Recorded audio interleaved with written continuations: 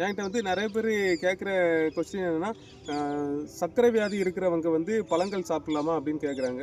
So சர்க்கரை வியாதி இருக்கிறவங்க பழங்கள் சாப்பிட்லாம். எப்படி சாப்பிட்லாம், எப்போ சாப்பிட்லாங்கிறத இந்த வீடியோவில் நான் சொல்கிறேன்.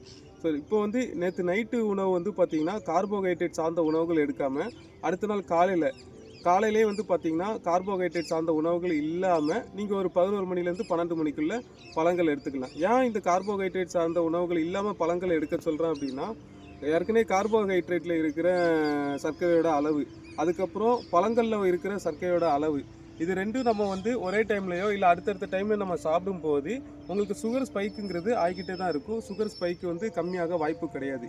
ஸோ அதனால தான் புரதம் சார்ந்த உணவுகள் வந்து நம்ம காலையில் டைமில் அதிகமாக எடுத்துகிட்டு, இல்லை அதுக்கு முந்தின நாள் நைட்டும் அதிகமாக எடுத்துகிட்டு, அடுத்த நாள் காலையில் வந்து புரதம் சார்ந்த உணவுகள், நார்ச்சத்து சார்ந்த உணவுகள் அதை சேர்த்து அது கூட கொஞ்சம் பழங்கள் சாப்பிட்டா நம்ம உடம்புக்கு வந்து தேவையான எனர்ஜி ப்ளஸ் குளுக்கோஸ் வந்து அந்த பழங்கள் மூலமாக கிடச்சிரும். அப்போ வந்து உங்களுக்கு சுகர் வந்து ஸ்பைக் ஆகாது. இந்த சூத்திரத்தை தான் நம்ம வந்து கண்டுபிடிச்சி அதை வந்து எப்போ எப்படி சாப்பிட்ணும் அப்படிங்கிறத டெஸ்ட் பண்ணி நான் ஃபஸ்ட்டு டெஸ்ட் பண்ணிவிட்டு அதை வந்து என் குரூப்பில் ட்ராவல் பண்ணுற எல்லாருக்குமே நான் அது அந்த இன்ஃபர்மேஷன் வந்து நான் ஷேர் பண்ணுறேங்க.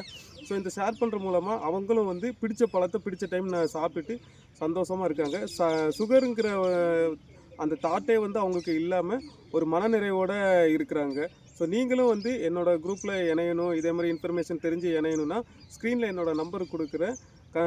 வாட்ஸ்அப்பில் என்னை காண்டாக்ட் பண்ணிவிடுங்க. என்னோடய குரூப்பில் வந்து இணைஞ்சிடுங்க. கண்டிப்பாக வந்து உங்களுக்கு யூஸ்ஃபுல்லாக இருக்கும். இதே மாதிரி யூஸ்ஃபுல்லான வீடியோக்கு என்ன ஒரு ஃபாலோ பண்ணிக்கிடுங்க. முடிஞ்சளவு இந்த வீடியோ வந்து ஷேர் பண்ணி விடுங்க. யார் எப்பப்போ பழம் சாப்பிடுங்கிறத வந்து தெரிஞ்சுப்பாங்க. ஓகே, பாய்.